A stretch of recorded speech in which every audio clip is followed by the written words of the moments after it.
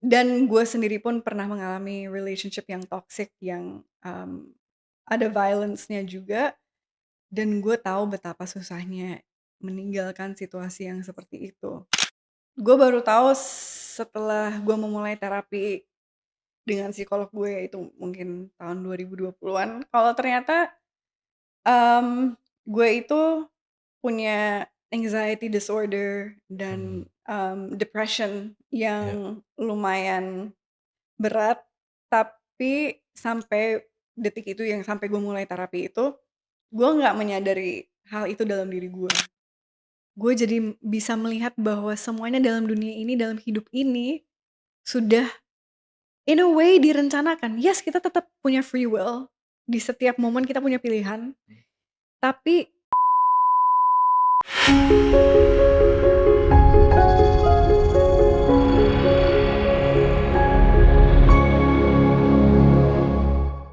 Hey everyone, seperti biasa kita ngomongin tentang life journey and spiritual journey. Langsung aja kita ngobrol sama Nadine Alexandra. Nadine, apa kabar? halo, baik, terima kasih, apa kabar you? Baik. Thanks for coming ya. Gue Iya. nggak nyangka lu mau dateng gitu, masih dengan kesibukan lu karena BTW gue lupa deh. Gue nggak tahu soalnya kayak percakapan itu patah gitu kan. Yang ngundang lu personal itu adalah istri gue. Jadi Mhm, istri gue yang ngundang-ngundang teman-teman yang hadir ke sini itu istri gue. oke. Nah, waktu itu gue nggak tahu your manager atau lu yang sakit ya waktu itu sempat mengangkat di reschedule, gue lupa deh. Gue yang sakit. Sakit apa? Eee, Kayak nggak jelas gitu, maksudnya kayak, bukan virus atau bakteri, tapi lagi demam, terus naik turun, terus kayak fatigue yang nggak jelas, gue nggak tahu itu pengaruh waktu itu lagi apa ya, full moon atau mungkin Mercury retrograde atau apa gitu, Oh. tapi, lumayan lama tuh, seminggu apa seminggu lebih, cuman kayak low energy sama naik turun demam, kemeringet gitu. Right, right. Soalnya gini, berapa minggu yang lalu juga, kan sebulan yang lalu kalau nggak salah, ponakan gue juga sakit. Sakitnya Mhm. kurang lebih sama kayak lu gitu. Iya, waktu itu juga ada beberapa temen gue yang sama, maksudnya simptomnya mirip-mirip tapi nggak tahu sakitnya nggak jelas apa gitu kan. Mmm. Tapi ketahuan keponakan lu kenapa? Nggak tahu kayak sama kayak mungkin demam dan Iya, sebagainya, dicek virus juga nggak gimana banget ya, gitulah. iya, Kayaknya negara kita makin ke sini makin, penyakit ada aneh-aneh aja makin iya, sekarang ya. iya. Kayaknya nggak tahu, kalau gue mungkin ngelihatnya waktu itu mungkin karena pas gue lihat di TikTok ternyata, banyak orang di luar, entah itu di Amerika atau di negara yang lain, tapi keluhannya sama semua, simptomnya sama semua, tapi kalau menurut mereka itu mungkin, sebuah kayak, apa ya, secara kolektif kita lagi mengalami kayak upgrade Ya, right. kesadaran kita gitu. Terus gue kayak, "Oh ya, iya bisa jadi." Karena ya gue nggak tahu sih, tapi mungkin karena nggak ada virus atau apa yang jelas kan, jadi siapa tahu. Kayak Bisa makin jadi. sekarang bukan teknologi aja update, tapi penyakit juga update gitu. Yap. BTW kongret ya, lu baru nyelesain film, Still Single. Thank Itu you. bioskop atau apa? Nggak, itu series tayangnya di Vision Plus Oh, dan di udah Netflix tayang? juga. Udah tayang kemarin, baru, kelar tayang episode terakhir untuk season pertamanya. Jadi ada Oh, 8 oke. episode, dan gue masih belum nonton episode terakhir karena gue deg-degan jujur. Karena gue sedih banget, gue tahu ini ceritanya pasti bikin mewek dan pasti bikin kayak sedih. Jadi gue tahan-tahan belum mau nonton. Wow, wow. Tapi BTW Still Single itu film apa ya? Jadi, Still Single itu series menceritakan, karakternya Yuki Kato, yaitu Maya, Heeh, dan kedua sahabatnya Yuda dan Tasya. Gue heeh, memerankan Tasya, heeh, dan, basically it's a romantic comedy tentang, heeh. perjalanan Maya mencari jodoh, dan dia itu, kepepet waktu karena bapaknya sakit dan dia kepengen banget nikah sebelum ya bapaknya kenapa-napa. Jadi, it's about her journey, dan, gue sebagai sahabatnya di situ, Tasya, itu ya kayak melihat kekonyolan si Maya dan membantu Maya yang mencari jodoh berdasarkan zodiak. Jadi si karakter Maya ini tuh tergila-gila dengan zodiak Wow. dan, kayak harus sesuai dan pas banget dengan konsep itu gitu. Kalau mungkin kalau ada orang asli kayaknya ribet banget ya hidupnya.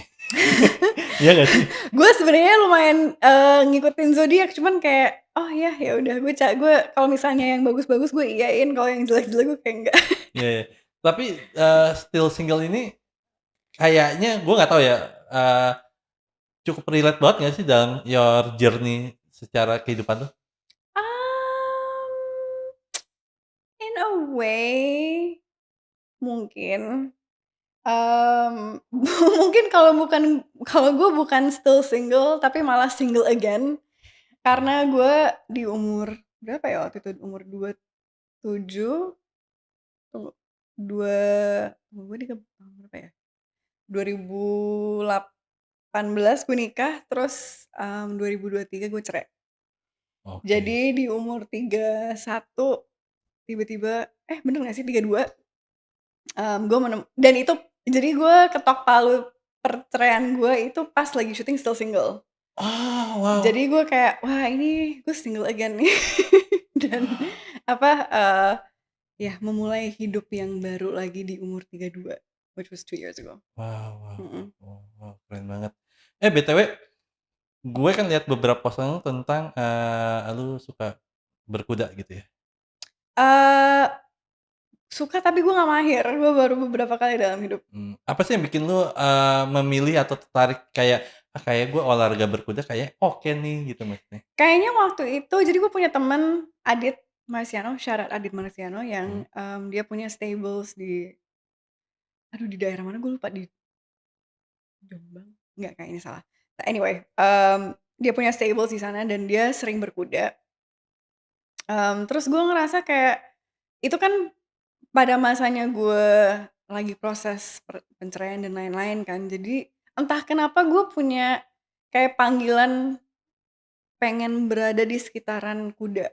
Karena kuda itu kan mereka energinya kan sangat-sangat besar dan luas iya, kan, heeh, dan mereka itu juga sangat sensitif terhadap energi manusia right, gitu. Jadi kalau bener. misalnya kita nyamperin kuda tapi kita banyak fear atau anxiety dalam diri kita, mereka bisa langsung ngerasain itu Iya gitu. iya iya iya. Jadi gue pengen, nggak tahu kayak ada panggilan aja pengen berada di sekitaran kuda, dan gue ngerasa mereka itu kalau kuda itu gue liatnya mereka kayak, apa ya, mungkin manifestasi energi feminim, tapi yang sangat-sangat kuat. Iya iya, Maksudnya kalau kita ini. lihat kuda kan mereka cara berlarinya dan cara mereka bergerak itu sangat-sangat elegan Iya, sekali, tapi bener. penuh dengan power dan kayak grounded banget gitu. Jadi Iya. mungkin gue lebih tertarik dari sisi itunya sih. Wow Dan wow. gue mungkin menguji diri gue kayak, apakah ketika gue ketemu kuda dan mereka merespon energi gue, apakah gue sedang berada dalam fase yang stabil dan grounded, dan mungkin mereka bisa mencerminkan apa yang gue nggak tahu tentang diri gue gitu. Wow, right. Kayak gue bisa ngerti kayak kayak memang mungkin lu secara verbal lu susah ngejelasin, tapi gue pelan-pelan coba, eee, membaca atau menjelaskan bahwa kayak tubuh lu itu ngomong kayak lu kayak, lu bersihin dong diri lu dari stres, Iya, dari energi negatif dan sebagainya. Lu coba deh berkuda gitu, iya, ngerasa kayak gitu nggak sih? Kayak iya, ada iya, mungkin kurang lebih kayak gitu sih, kayak gue gue nggak tahu kenapa tapi gue harus ada sama kuda, dan, gue ngerasa kayak setelah, mmm kayaknya cuman sekali deh gue berkuda sama si Adit, tapi setelah hari itu gue ngerasa kayak, nggak tahu, jauh lebih present dan grounded aja dalam diri gue sih. Dan sampai sekarang masih kadang-kadang gue ngeliat kayak di TikTok ada video orang kayak berkuda, gue kangen banget meskipun gue mmm, nggak bisa iya iya. semahir mereka gitu kan, tapi I'm like, I miss it, I wanna be around horses kalau Mmm. bisa gitu. Wow. Soalnya gini, gue relate banget tentang lu berkuda karena dulu gue sempat punya kuda, Oh gitu? kuda poni.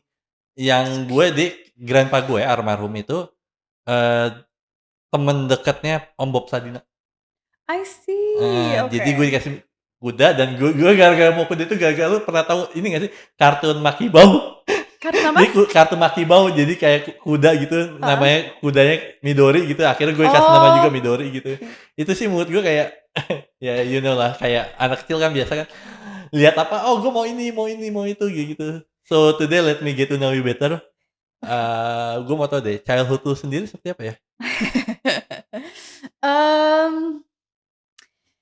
Iya, childhood gue lumayan, ini kita langsung straight into the deep end ya. Oke, lu mau No, muter that's fine, kemana that's dulu? fine, that's fine. Gue tipe orang yang suka kayak gitu juga, jadi nggak apa-apa. Tapi, yap, childhood gue relatif buat gue lumayan lumayan berat.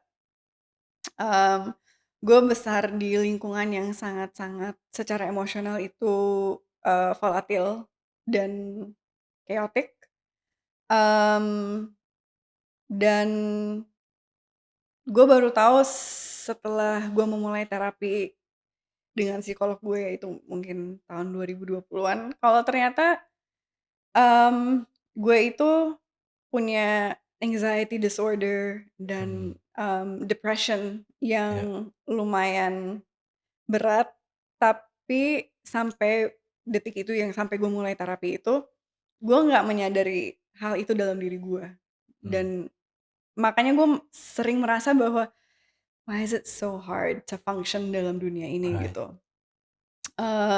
Dan gue juga di late diagnose ADHD oleh psikolog gue, dan mmm, gue menemukan jawaban bahwa apa yang gue alami dalam childhood gue, is not normal, tapi it's common. Maksudnya mungkin banyak orang di luar sana yang mengalami apa yang gue alamin, tapi bukan berarti it was a good or a right thing to right. experience. Dan I've I'm learning that gue Take itu your time, thanks, take your time. thank you. Gue itu, lumayan lumayan damaged lah after my childhood, dan, to put in short, gue mengalami complex post traumatic stress disorder yang mungkin mempengaruhi anxiety disorder, depression, dan lain-lainnya gue. And it was just basically karena gue tidak merasa aman dalam lingkungan rumah dan keluarga gue when I was young. Mmm, ya mungkin di situ dulu. Gue nggak tahu lu punya pertanyaan apa? Karena Eee, gue tahu gue menjawabnya mungkin sangat-sangat it's okay. luas, Iya, nggak apa-apa, ya. makanya gue bilang take your time. Jadi makanya podcast ini juga mengizinkan siapapun yang datang ke sini untuk bercerita apapun yang memang mungkin banyak podcast-podcast yang bisa dikatakan maunya cepet-cepet, ngerti nggak maksud gue? Kayak Mmm. ini, tapi kalau gue lebih seneng untuk mengasih waktu untuk orang berbicara sih sebenarnya. Dengan seperti itu, berarti lu sulit sekali untuk mendapatkan spotlight ya di keluarga? You know, it wasn't that. Jadi gue gue mungkin kesusahan, mencari segimana yang bisa diceritain, karena nggak sepenuhnya itu cerita gue, gitu kan. There's other people involved, dan gue mau menghargai agency mereka untuk mungkin bercerita in their own time, Mhm, tapi pada dasarnya itu, hubungan antara bokap nyokap gue itu sangat-sangat chaotic sekali, dan, mmm, emotionally itu tidak aman untuk anak kecil. Mmm, their fights itu bukan cuman kayak loud, tapi iya. sangat agresif, dan, mmm, ya sulit untuk anak kecil melihat kejadian seperti itu dalam rumahnya, gitu. Meskipun, mmm, nggak nothing ever happened to me secara langsung, tapi, mmm, melihat konflik yang berlebihan tanpa resolusi yang jelas buat seorang anak kecil itu sangat-sangat, apa ya, mengganggu developmental psychology-nya. Jadi yang gue belajar sekarang setelah memulai terapi dan lain-lain, karena gue emang sangat-sangat tertarik dengan psikologi, yang gue temukan adalah pada dasarnya untuk anak kecil sampai mereka umur, kalau nggak salah like 5 tahun, mmm, mereka kan baru mulai belajar tentang dunia, dan secara biologis yang disetel di otak mereka adalah Dunia dalam yang bukan dunia yang baik, tapi dunia yang begitu struggle dan begitu crowded, right? Yeah, but it's like fundamentally as human beings, wiring wiring dalam otak kita itu driven terhadap connection antara Oke, orang. Dan untuk anak kecil kan connection yang terpenting adalah connection dengan caregivers-nya, orang tuanya, dan sesama orang yang di dalam tribe tersebut gitu kan. Dan little kids tidak mengerti apa-apa kecuali safety. Dan yang dicarikan anak kecil terus-menerus adalah safety dalam connections antara keluarganya gitu. Dan untuk anak yang dilahirkan dalam keluarga yang sangat-sangat volatil dan aggressive dan, chaotic, there was no safety for me. Dan itu berlanjut sampai sebenarnya sampai sampai gue dewasa pun chaotic family dynamics ini itu tetap mengikuti gue, karena dynamics-nya bukan mulai dari gue kan, iya iya dynamics-nya itu di antara, iya, kedua orang tua gue gitu. So, it's been really, really hard karena selama mungkin 30 tahun gue ngerasa ya udah ini hidup gue gitu, ini right, hidup gue, ini orang tua gue, ini keluarga gue kayak gini, ya mau gimana lagi, it's normal. iya iya iya, Tapi kan meskipun otak gue menerima and saying it's normal, iya. realitanya adalah ada kejadian-kejadian traumatik yang terjadi terhadap Secara mental secara nggak bisa iya menerima. iya, dan badan gue, nervous system gue menolak dan nervous system gue tahu kalau misalnya this is not normal and it's not safe gitu. Jadi ketika gue umur 30 tahun dan mulai, ketemu dengan psikolog gue baru punya kesadaran, "Oh, that was not normal." Dan yang following penyadaran itu adalah, oh, there's a lot of grief. Karena gue ngerasa kayak ada masa kecil gue yang direnggut dari gue. Karena what I remember dari childhood gue adalah consistently, continuously ngerasa takut. Dan ngerasa takut bahwa something really bad was gonna happen, to my mom atau, I was gonna be abandoned. Kayaknya itu salah satu trauma terbesar gue sih itu. Right. Terkadang, orang tua itu suka nggak sadar ketika mereka ribut gitu ya, kedengeran sama anak atau di depan anak ya bahkan gitu ya. Mereka itu tidak sadar atau tidak mengetahui bahwa itu menjadi sebuah luka yang berat banget buat anak itu musti tanggung dan nampung, right? Tapi lu sempat ngomong, tadi bahwa boleh nggak gue kepengen lebih apa, Ya, mungkin lebih dalam lagi gitu bahwa lu sempat bilang tadi bahwa di saat situasi itu lu ngerasa bahwa buat syukuran seorang anak tidak aman. Maksudnya apa segimana yang menurut lu sorry, menurut lu apa sih yang bikin nggak amannya itu, apa yang terjadi gitu? Yang menurut lu bikin nggak aman ataupun membahayakan buat secara mental ataupun secara fisik lu? ya lagi-lagi maksudnya kan, ah, there's a Take lot your yang time. terjadi dalam hidup gue yang, di masa kecil gue yang again it's not sepenuhnya cerita gue. Jadi mungkin gue ceritanya dari perspektif si anak kecil Ya, itu heeh ya. heeh. Tapi kayak,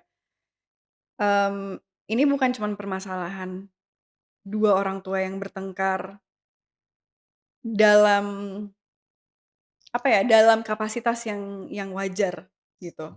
Yang gue saksikan sebagai anak kecil itu bener-bener di luar batasan normal.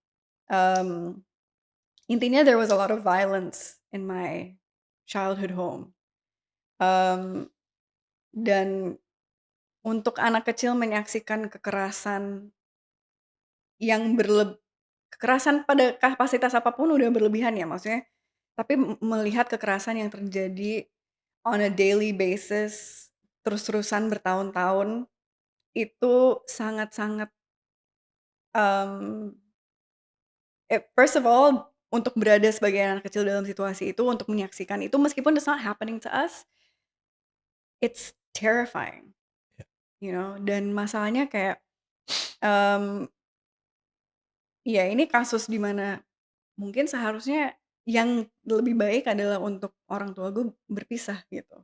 That would have been the safe thing to do. Tapi, ya perjalanannya nggak seperti itu dan, mmm, it's kalau misalnya menurut banyak psikolog di dunia ini, misalnya salah satunya namanya Nadine juga, Nadine Burke atau Nadine Burke mungkin cara ngucapinnya. She talks about like major events in a child's life yang membuat toxic stress atau traumatic events gitu, dan salah satunya adalah menyaksikan kekerasan dalam rumah tangga. Mmm, dan ketika ada kekerasan, udah pasti situasi itu tidak aman. I'm not talking about kayak comfort, I'm talking about like actual safety, um, and like gue ketika kekerasan itu dilakukan oleh salah satu orang yang harusnya menjadi caretaker gue Hmm, terhadap caretaker gue yang satu lagi, that's a very confusing situation for a child to be in. right. Dan makanya gue bilang tadi kayak gue itu kalau melihat balik ke masa anak kecil gue, I just remember being scared all the time. Karena bisa jadi 1 menit kita ketawa-tawa, tiba-tiba in a split second semuanya keadaan bisa berubah dan kayak ada semacam hurricane di dalam rumah gue.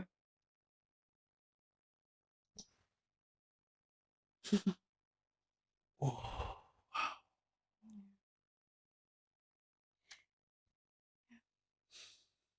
Sorry, defense mechanism gue adalah untuk bikin jokes ya. Jadi kalau misalnya it's okay, it's okay, it's okay.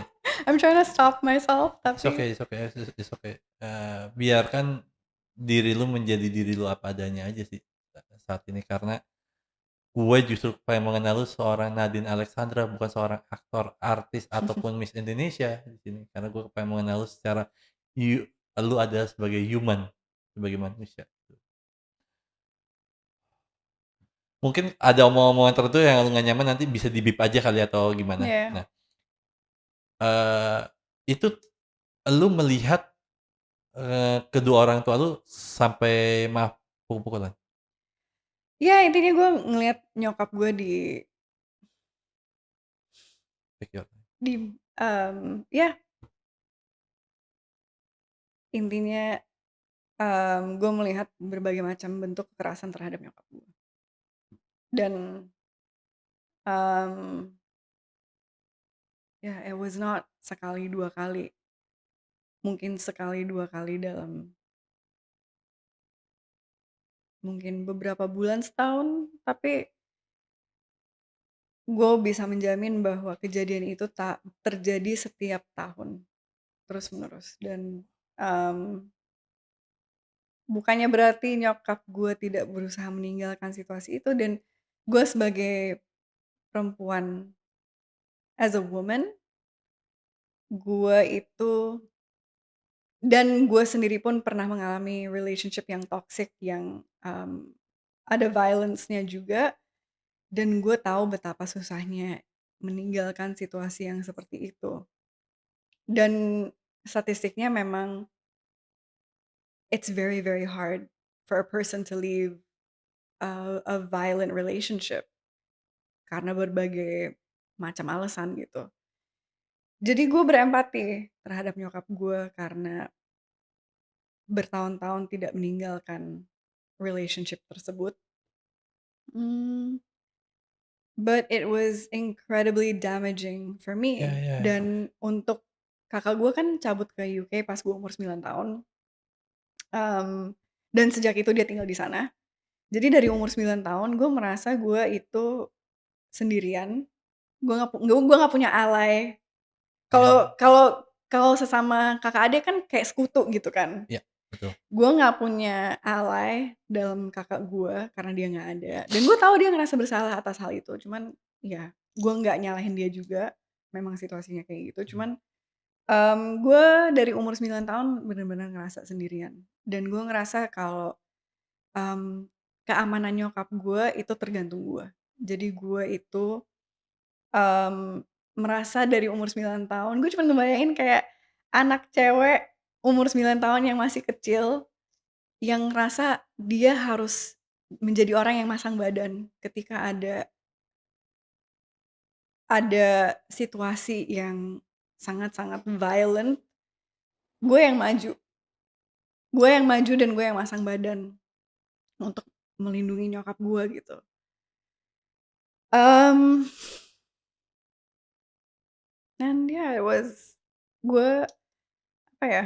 Sorry itu tisu. Belum butuh. Um, gue kayaknya udah banyak memproses hal ini dengan psikolog gue dan sampai sekarang gue merasa cukup nyaman untuk membahas ini karena um, ya ini kejadian nyata dan sayangnya gue tahu ini bukan kejadian yang jarang dalam dunia ini, it's a very common occurrence. Tapi gue pengen anak-anak yang berada di posisi seperti gue untuk menyadari bahwa it's not their fault dan it's not their tanggung jawab juga untuk menjaga situasi di rumah supaya nggak seperti itu. Karena itu masalahnya buat gue ya, maksudnya kayak gue jadi tumbuh menjadi orang yang sangat people pleaser sekali. Karena gue itu gue belajar untuk menjadi sangat-sangat aware akan situasi emosional di rumah. Jadi gue kayak punya antena banyak banget. Hmm. Gue bisa membaca perubahan ekspresi dalam bokap gue yang Bokap lu nggak usah ngomong aja, diam aja lu udah bisa ngerasain ini kayak energinya lagi iya, ini nih, gue bisa lagi ngebaca bakal kayak, meledak oh nih. ini aman, tapi dalam seketika bisa berubah. Gue bisa membaca mood semua orang dan gue menjadi orang yang lu bayangin aja kalau misalnya antena lu banyak Iya dan iya selalu iya iya. nyala, kan berarti jadinya anxious Iya, all the gue time juga kan? merasakan itu karena gue nggak tahu kenapa gue punya diberikan gift sama Tuhan jadi healer, bisa Mmm. ngerasain energi orang. Jadi yang gue ucapin ke lu bisa baca gitu Ya, kan. Jadi gue iya. ngerasa kayak dalam dalam rumah gue when I was a kid kayak gue berjalan itu harus hati-hati banget, nggak bisa gue salah nyenggol sedikit, itu bisa tiba-tiba butterfly effect-nya tuh jauh ke mana-mana gitu dan, kenapa gue akhirnya menjadi people pleaser karena gue harus bisa membaca mood dan kalau misalnya gue ngerasa ini akan ada perubahan yang drastis, gue harus bisa mengatasi ini secepatnya. Jadi, ya lu bayangin aja dengan intinya kan kita sebagai manusia kita punya otak dan kita punya nervous system. Iya iya iya Nervous iya system kita iya ini kan iya. belajar cues dari lingkungan kita. Kalau kita besar dalam kondisi lingkungan yang seperti itu, ya lama-lama lu berasa kayak hypersensitive dan vigilant terhadap segala suatu hal gitu. Makanya beranjak dewasa ternyata semua pengalaman traumatik ini dalam hidup gue nggak lenyap dalam seketika, you carry it with you, ya kan. Meskipun mungkin otak kita nggak terlalu mikirin, tapi kan semua semua itu kita tahan dalam tubuh kita gitu.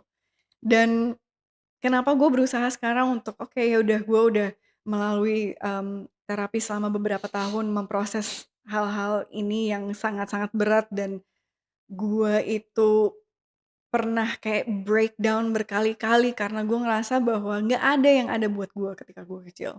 Gue selalu ada buat orang lain, gue selalu ada untuk menjaga orang lain, untuk menjaga Wow. situasi. Tapi pernah nggak ada yang nanya ke gue, "Are you okay? I know this is hard, tapi kamu nggak sendirian loh." Nggak ada. Jadi ya udah sekarang gue berada di situasi di mana I've gone to therapy and I've tried to process it. Meskipun ini proses yang berjalan yang gue nggak ngerasa kayak akan ada satu titik di mana gue kayak I'm healed. Iya iya Healing iya is a iya iya. continuous thing gitu. Tapi di Indonesia kan kita apa ya, seolah-olah untuk ngomongin dinamika keluarga yang toksik seperti ini adalah hal yang Tabu. ini membuka aib Iya iya iya, gitu padahal ini kan. sebenarnya bisa menjadi edukasi ataupun pembelajaran untuk orang-orang yang mungkin bentar, untuk orang teman-teman yang mungkin mengalami seperti Nadine Alexandra, boleh banget kalian share cerita-cerita kalian di bawah di kolom komentar, agar apapun cerita kalian bisa membantu orang lain untuk keluar dari masalahnya ataupun mendapatkan sebuah kekuatan yang mereka butuhkan dari kalian. Iya dan seenggaknya merasa bahwa kita nggak sendirian gitu.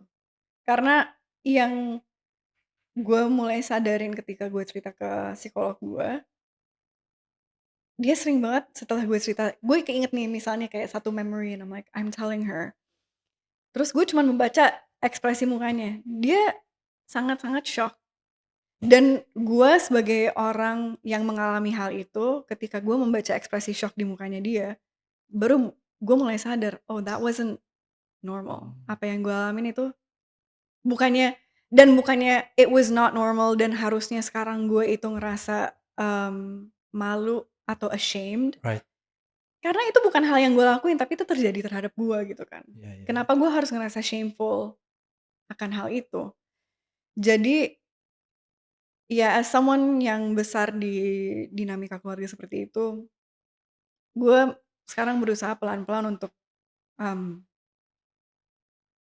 terbuka aja, karena gue ngerasa bahwa kejadian-kejadian ini ti kejadian-kejadian ini masih banyak yang terjadi di Indonesia dan tetap terjadi karena kita itu menganggapnya aib dan nggak mau ngebahas, tapi sebenarnya dinamika tersebut hanya akan berubah kalau misalnya kita terbuka, gitu. Kalau misalnya Right. we acknowledge bahwa these family dynamics, this is not normal. Iya iya iya. Dan terutama sebagai orang tua, yang harus kita jaga adalah keamanan keamanan fisik, psikis, emosional seorang anak, dan gimana caranya kita akan bisa menjadi negara yang sehat, yang maju secara pikiran, kalau misalnya these small things yang masih terjadi di rumah nggak kita atasin gitu. Mhm, Jadi gue nggak nganggep ini aib, this is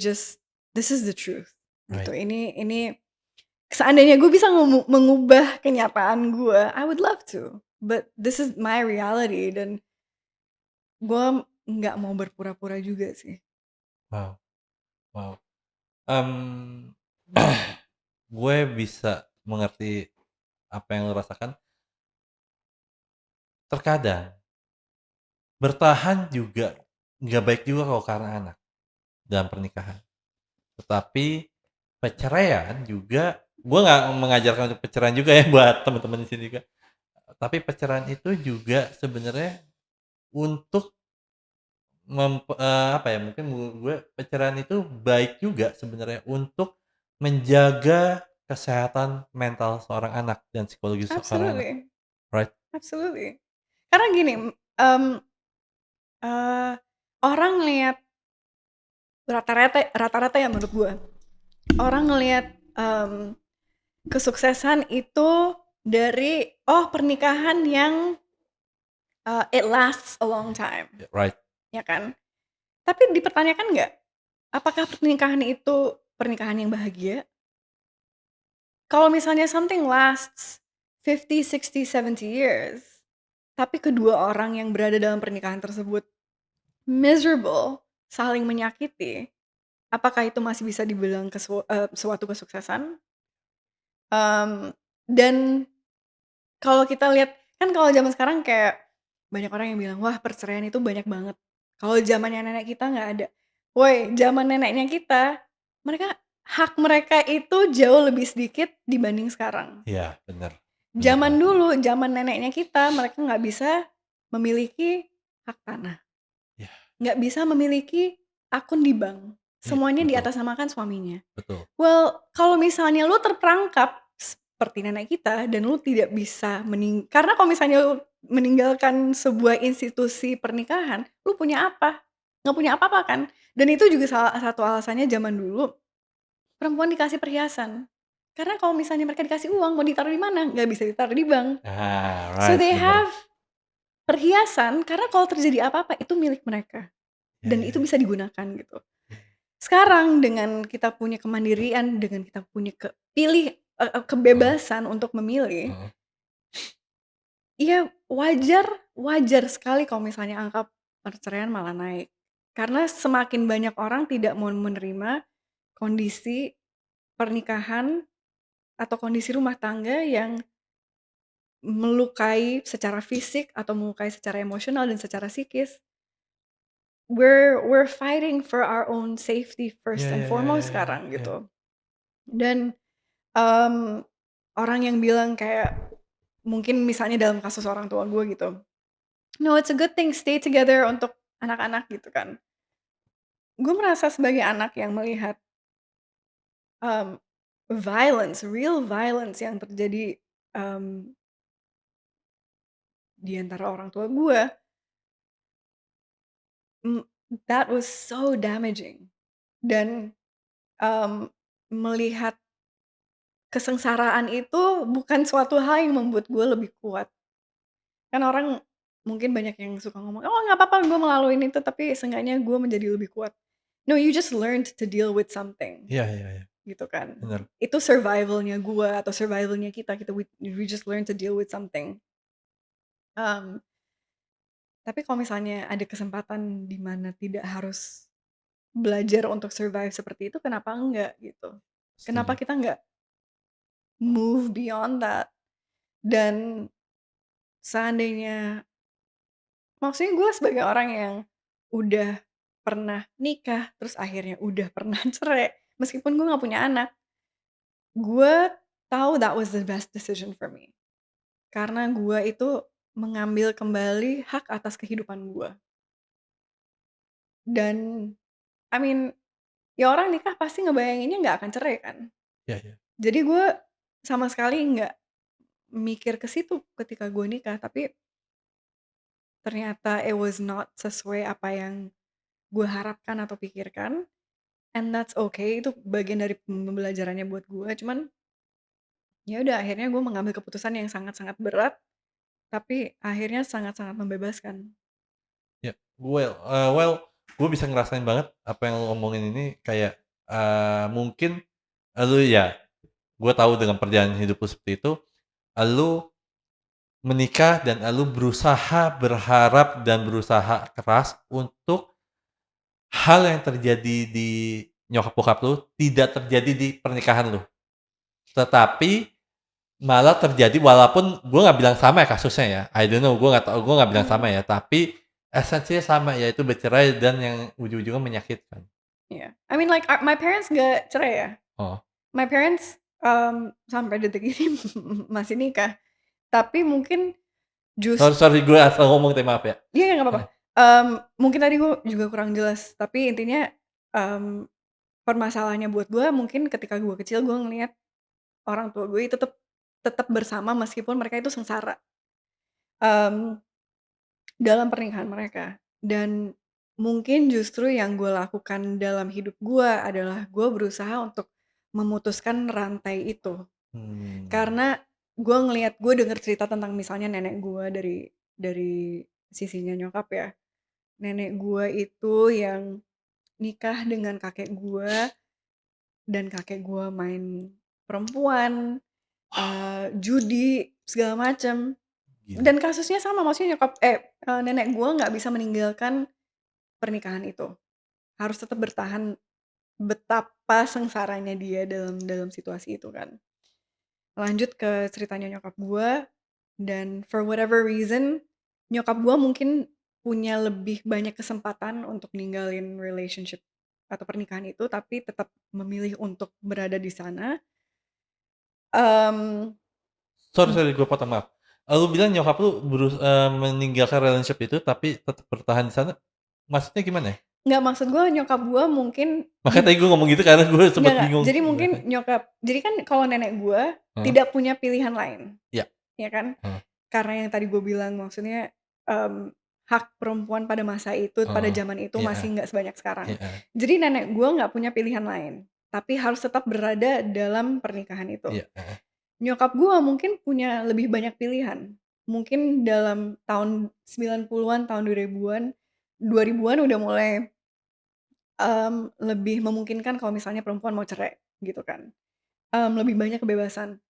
Tapi, meskipun nyokap gue punya pilihan lebih banyak dibanding ibunya, nenek gue, nyokap gue tetap memilih untuk bertahan dalam pernikahannya. Nah, gue merasa gue di sini itu mungkin justru cerita gue adalah untuk memutus rantai iya, cerita I know, mereka gitu. iya, I know, And, kalau misalnya in the world or in psychology sekarang kita ngomonginnya kan generational trauma. iya, Jadi mungkin gue ini ngelihatnya dalam pernikahan gue meskipun situasinya itu sama sekali nggak sama iya, heeh, dengan pengalaman nyokap atau nenek heeh, gue pun, heeh. mmm, gue tetap menemukan bahwa, oh gue nggak bahagia di sini, dan keputusan gue adalah untuk mengakhiri pernikahan itu karena gue juga ingin mengubah my generational story gitu. Ya. Kalau misalnya yang sebelum-sebelumnya bertahan meskipun tidak bahagia, enggak, gue sekarang dalam generasi sekarang ini, dalam kehidupan gue sekarang ini, gue ingin memperjuangkan kebahagiaan gue. Meskipun gue itu harus melakukannya dengan even even pas gue cerai pun gue ngerasa kayak, "Ini gue bakalan diomongin banyak orang nggak ya? Ini tabu nggak sih? Entar gue di-label-in janda, dampaknya apa buat hidup gue?" Iya. Tapi akhirnya ya udah gue jalanin aja gitu. Karena gue nggak mau end up seperti perempuan-perempuan di matrilineal gue Iya iya iya iya sebelumnya. iya. Gue nggak mau end up perempuan yang stuck, yang nggak bahagia, yang kehilangan dirinya. Gue berusaha untuk ya mengubah siklus itu. Oh. Tapi kalau lu ngomong tadi, orang perempuan zaman dulu atau orang-orang zaman tuh gila ya, kalau zaman sekarang itu kan berbeda. Maksudnya apapun bisa sorry, apapun bisa yang kayak gampang ngomong divorce dan sebagainya. Tapi kalau orang zaman dulu itu merek kalau zaman sekarang egonya adalah orang mau divorce, mayoritas. Tapi kalau zaman dulu itu egonya gimana caranya gue nggak boleh divorce. Tapi ini yang tadi gue bahas tadi. Kalau misalnya 2 orang punya pilihan untuk divorce, maksudnya perempuan sama laki-laki dalam satu hubungan itu, satu pernikahan itu sama-sama punya, pilihan untuk divorce. Heeh. Ketika mereka bertahan, that act of mempertahankan si marriage itu lebih lebih lebih valuable. Tapi zamannya nenek kita, perempuan itu nggak punya pilihan untuk divorce, iya kan? Maksudnya perempuan itu nggak punya hak atas banyak Iya hal. iya iya. Jadi, kalau gue ngelihatnya zaman dulu itu bukan kayak mereka punya ego untuk mempertahankan, lah wong nggak ada pilihan lain.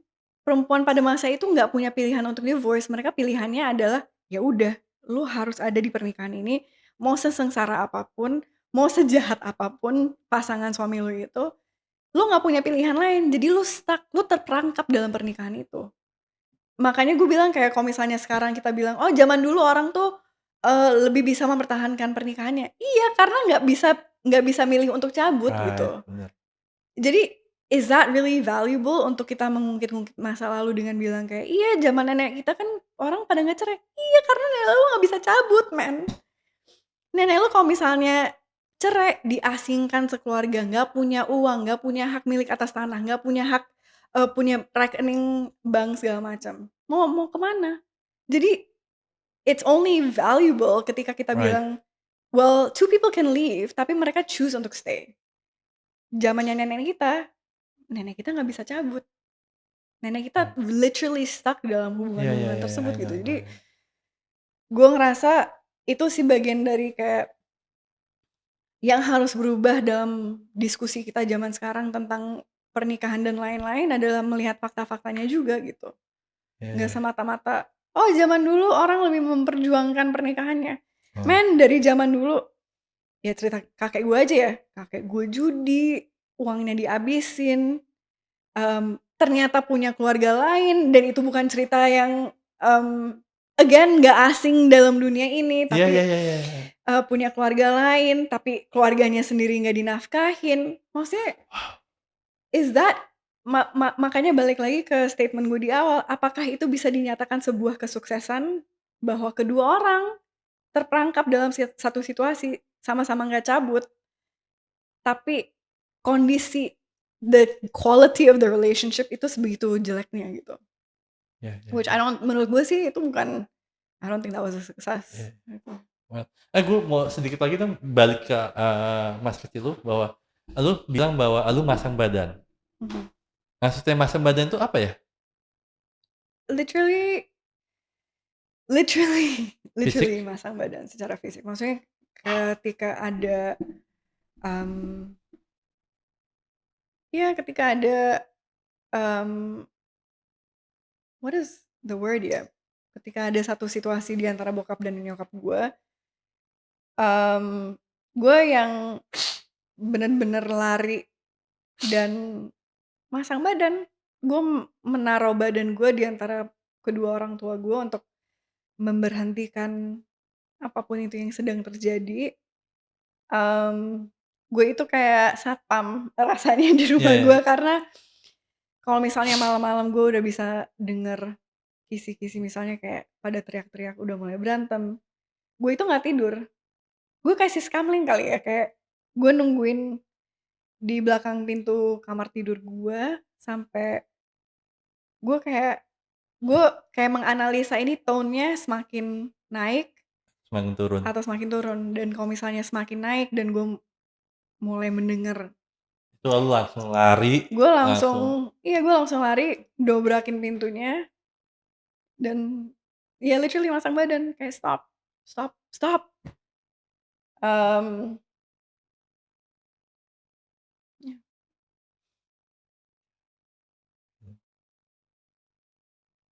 dengan kondisi seperti itu masam badan, ya apalagi orang yang lagi emosi, bokap nyokap, sempet kena pukul atau apa? Mmm, Atau enggak gini, di momen apa yang lu akhirnya memasang badan, yang akhirnya menjadi sebuah bekas luka buat lu, bukan secara fisik tapi secara mental, secara rasa yang mungkin saat ini lu lagi pelan-pelan lagi coba menyembuhkan diri lu sendiri? kayaknya kayaknya, mmm, secara keseluruhan maksudnya kayak the entire context, ya maksudnya sebagai anak kecil yang harusnya diurusin, dirawat oleh orang Iya, tuanya, yang harusnya dilindungi oleh orang mhm, tuanya, tapi di sini harus melindungi salah satu orang tuanya dari orang tua yang satu lagi. The entire context tanpa harus memilih satu momen tersebut tertentu, itu menurut gue udah cukup very hard and very heavy. traumatizing sih, dan, mmm, kayaknya yang gue rasain itu ketakutan yang sangat-sangat luar biasa, karena ada momen-momen di mana gue sangat-sangat, mengkhawatiri keamanan nyokap gue, dan, mmm, yeah, I mean there were moments yang gue takut dia kenapa-napa gitu. Jadi kayak susah buat gue untuk nentuin kayak satu specific moment, karena menurut gue secara keseluruhan dari tahap pertama sampai tahap akhir dari semua proses itu, it's it's all really fucked up buat seorang anak kecil. Iya iya. Mmm, iya. Kalau lu, akhirnya gini, ada nggak sih trauma di masa hal itu yang sebenarnya diem-diem lu bawa sampai sekarang ini mungkin yang orang nggak tahu? Mmm, kayaknya buat orang-orang seperti gue, mmm, it's gimana ya, gue Oke mulai oke. sadar lewat, mmm, going to therapy dan segala macam, bahwa trauma yang terjadi ke gue itu bener-bener berlapis-lapis dan banyak sekali layer-nya gitu. Yang dan itu jadi kayak tadi gue bilang kan, misalnya kayak anak kecil itu programnya itu untuk, mencari connection dengan sesama keluarga gitu Iya kan. iya iya. Berarti apa? Selalu mencari safety. Dalam situasi keluarga seperti gue, karena safety itu terus-terus diacak-acak dan kita nggak pernah merasa aman, akhirnya kita bisa, mmm, kayak membentuk sebuah, jadi ada namanya attachment theory. Attachment theory itu literally bagaimana kita relate dengan satu sama lain, Iya terutama iya. dalam, konteks keluarga atau konteks yang, dengan pasangan hidup yang romantically involved gitu.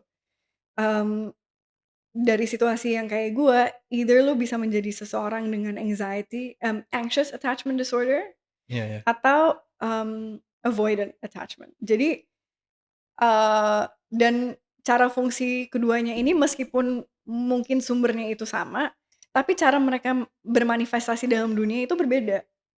Jadi gue akhirnya menjadi seseorang dengan anxious attachment disorder, yang gue itu kayak tidak punya sense of self yang jelas dan gue selalu butuh pasangan dalam hidup gue untuk kayak menentukan gue siapa gitu. Iya.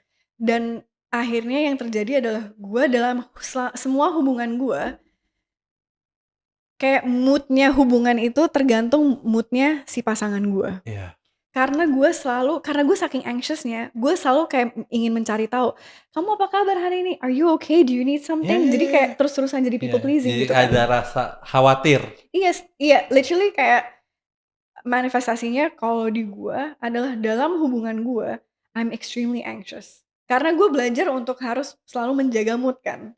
Jadi itu juga terjadi dalam hubungan romantis gua, di mana gue selalu menjaga mood si si pasangan gua, tapi kan itu nggak otentik terhadap diri gua, ya kan. Maksudnya I'm not being honest Iya iya tentang iya. kebutuhan gua apa aja, yang gue sukain apa aja, Iya. tapi gue sadar yang gue lakuin selama itu it's a trauma response. Bukan bukan salah gue, tapi ya emang nyatanya kalau misalnya lu lahir dalam keluarga seperti gue, kemungkinan besar you develop this trauma response gitu. Jadi dan itu berasa gue masih bawa sampai sekarang. Tapi yang sekarang gue coba terapin ke diri gue adalah, "Oke, I'm my own person." Kayak, kayaknya ini I really love talking about attachment theory, tapi untuk bener-bener memahaminya emang harus didalemin ya. Jadi kalau misalnya teman-teman di luar sana tertarik untuk belajar lebih lanjut, you can just look it up, attachment theory. Lu punya komunitas sendiri atau something nggak sih? Hal-hal seperti ini? Enggak, I mean I'm just kayak gue terus kayak suka ngobrol sama teman-teman gue gitu. Oke. Mmm, tapi, itu yang gue sadar gue bawa sampai detik ini tuh that anxiety dan, mmm kayak butuh kesadaran dalam diri gue untuk coba mengubahnya sih, karena gue nggak mau terus-terusan hidup gue itu didikte oleh perasaan orang lain. Kayak gue itu sedang berusaha untuk menentukan untuk diri gue sendiri kayak, what it is I want to do, what it is I like, my opinions Right. matter, gitu. Mmm, dan tipe orang yang punya attachment kayak gue, anxious attachment kayak gue, itu pasti kayak selalu kayak mencari pasangannya, kayak nggak tenang gitu. Kayak pasangannya lagi di mana harus check-in terus, mungkin kayak bisa paranoid, mikir ke mana-mana segala macem, and nyatanya kan itu hidup yang nggak tenang gitu kan. Jadi kalau orang yang punya anxious attachment disorder kayak gue, itu kayak harus belajar bahwa keheningan dalam sebuah hubungan, Iya iya. that's fine. Nggak langsung I know. dibales chat-nya, like that's okay. Dan kayak harus bener-bener berusaha untuk membangun hubungan yang kuat dengan dirinya sendiri. Right, bener. Bener. Ketimbang misalnya orang yang punya avoidant attachment, itu, mereka belajar bahwa semuanya harus mereka sendiri yang ngelakuin. Dan mereka nggak bisa rely sama orang lain, karena orang lain itu bisa berubah pikiran atau bisa tiba-tiba ngilang. Jadi mereka belajar kalau mereka nggak bisa rely on other people kan. Iya. Jadi orang yang avoidant, itu tugasnya mereka adalah untuk belajar bahwa connection is safe. Connection antara 2 orang is safe.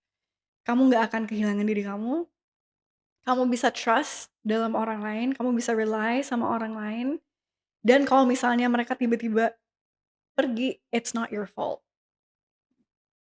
I don't Iya know, iya. gue nggak tahu ini jelas apa yang Iya gue iya, it's okay jelasin. it's okay it's okay it's okay.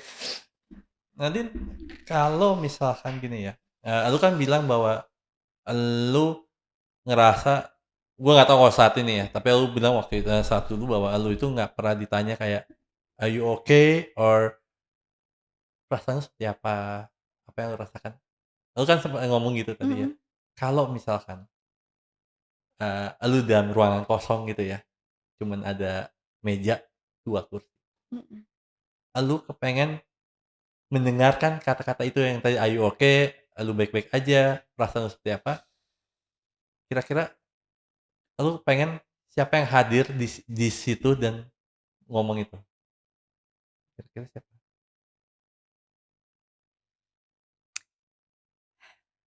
Mmm, hmm, kayaknya gue sangat-sangat ingin mendengarkan kata-kata itu dari nyokap gue.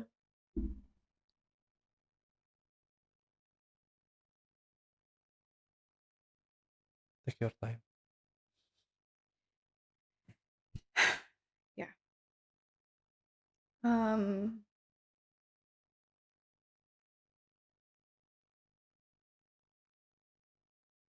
ya, kayaknya dari dulu gue ngerasa dan mungkin wajar nyokap gue itu, mmm, sangat, apa ya,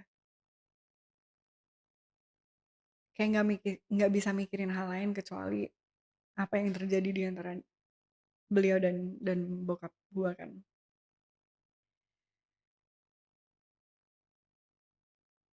Tapi itu sih, gue yang selalu berusaha untuk melindungi nyokap gue. I think I would really like to hear it from her, to ask me, "Are you okay?" Wow. Kalau bisa balik ke masa lalu dan di situasi nyokap lu seperti itu dan lu temuin, kira-kira lu ngomong apa sama nyokapnya?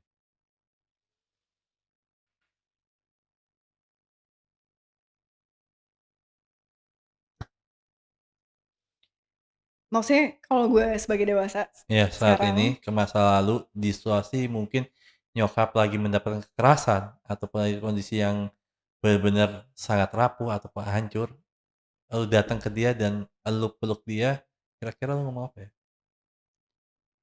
leave, Apa tuh? leave. Kayaknya gue Wow. bakalan bilang, "Just leave, just leave." Karena situasi ini nggak akan berubah. Misalnya ya kayak sekarang gue umurnya 35, misalnya kita balik ke gue umur 10 tahun deh, Hmm. which was 25 years ago Itu kan. kayak sebuah momen usia itu yang sangat membekas buat lu ya? Iya, I mean, yes, kayaknya dari se nggak yang di otak gue sih nggak ada kejadian khusus ya, tapi gue cuma mikir dalam konteks kayak di umur 10 tahun, berarti kejadian yang dialami nyokap gue itu udah bertahun-tahun Ya, at that point kan.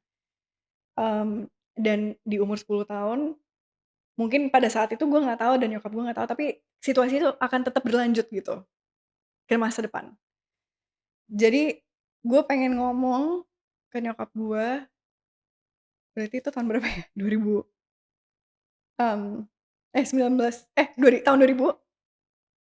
2001, kayaknya gue pengen ngomongin nyokap gue, "Just leave karena situasi ini nggak akan berubah. As long as you know, situasi ini nggak akan berubah dan sekarang lu masih punya waktu untuk membangun hidup yang baru. Dan anak-anak lo akan jauh menghargai lo kalau misalnya lo ninggalin this wow, relationship now. Anak-anak lo nggak apa-apa kalau misalnya nanti harus susah-susah dulu, asal lo bahagia, asal lo aman. Tapi kalau misalnya you choose to stay, ya, just know that itu keputusan lo dan bukan karena anak-anak lo yang minta. Karena mereka kalau ditanya maunya apa, mereka akan jawab untuk cabut dan mereka akan ikut. Ya, dengan lu dibesarkan seperti itu dan apalagi kan kalau kita ngomongin di usia 10 tahun kan, di mana masa-masa anak mulai belajar untuk mendevelopment diri. mulai pelan-pelan melangkah, mulai menata, tetapi hal kejadian yang tidak mengenakan atau kejadian buruk itu terjadi terjadi dalam hidup lo, dan gue bisa ngerasain sih itu nggak mudah banget. Dan bahkan mungkin di situasi itu kayak yang tadi lo bisa nangis sampai nggak bisa nangis lagi kali ya? Mmm, iya, kayaknya gue udah banyak berduka atas situasi gue, mmm, karena salah satu hal yang gue belajarin, terapi adalah ada inner child, ya kan. Meskipun gue sekarang umurnya udah 30-an, inner child itu masih ada dalam diri gue. Dan ketika gue mulai membangun hubungan dengan inner child gue, karena meskipun they're inside us, kalau misalnya kita disconnected dari inner child kita, kan kita nggak punya hubungan sama mereka kan. Kita nggak tahu apa yang mereka rasain. Jadi kayaknya bertahun-tahun itu gue nggak punya hubungan sama inner child gue karena gue belum siap untuk menghadapi duka, rasa duka yang sangat-sangat mendalam. Dan ketika gue mulai membangun hubungan dengan inner child gue, yang gue rasain adalah itu, bener-bener duka yang kayaknya nggak ada habisnya gitu. Dan gue cuman bisa melihat kayak 2 bola mata inner child gue, yaitu kayak gue versi kecil yang lu tahu kan kalau misalnya anak kecil itu takut kayak bola matanya kayak jadi gede banget Iya iya iya iya iya and iya. like kayak trembling dan kayak ada air mata yang berlinang. Gue melihat inner child gue kayak gitu, yang constantly kayak, "Please don't leave me." And Kayaknya harmonis dan kedamaian itu sesuatu hal yang mewah, mahal, sulit banget untuk digapai ya, di iya, saat itu. jadi kayak sejak gue mulai memproses duka, maksudnya duka terhadap gue punya rasa duka terhadap masa kecil gue, 'cause I wish it wasn't like that, you Iya know? iya. I deserved the little girl, that little girl, she deserved better. She deserved better treatment. She deserved to feel safe. Gue punya rasa duka terhadap hubungan gue sama bokap gue, karena yang kompleks itu ketika you have an abusive person in your life, kan kita nggak sepenuhnya melihat mereka sebagai jahat gitu kan, maksudnya kayak ada sisi-sisi bokap gue yang lucu, yang unik, of course gue sayang gitu, tapi, mmm, it's just such a complex situation, Ya, I know. mmm, so I feel like gue dalam proses ini menjadi sangat-sangat dekat dengan grief, mmm, dan mungkin dulunya gue takut untuk merasakan grief itu karena gue takut bahwa duka itu akan kayak menelan gue dan mungkin gue nggak akan bisa keluar dari lubang itu, tapi justru yang gue rasain adalah setelah gue mengintegrasi rasa duka dalam diri gue, kayak gue lebih nyata Ya. sebagai manusia. Dan efeknya adalah dengan kejadian itu semua terjadi dalam hidup lu, akhirnya yang lu dapat sampai detik ini mungkin rasa kekosongan. Sorry kenapa boleh diulang? Dengan kejadian Iya sorry, iya. dengan Tadi gue it's okay, I know. Take your time, mhm. tarik nafas. Oke. Dengan kejadian ini semuanya, yang akhirnya lu dapat dalam hidup lu sampai detik ini mungkin ada rasa kekosongan itu juga ya? Yeah, I definitely feel kalau misalnya, mmm, di sela-sela depression, anxiety, duka, dan lain-lainnya, gue memang ada rasa kekosongan itu juga sih. Mmm, tapi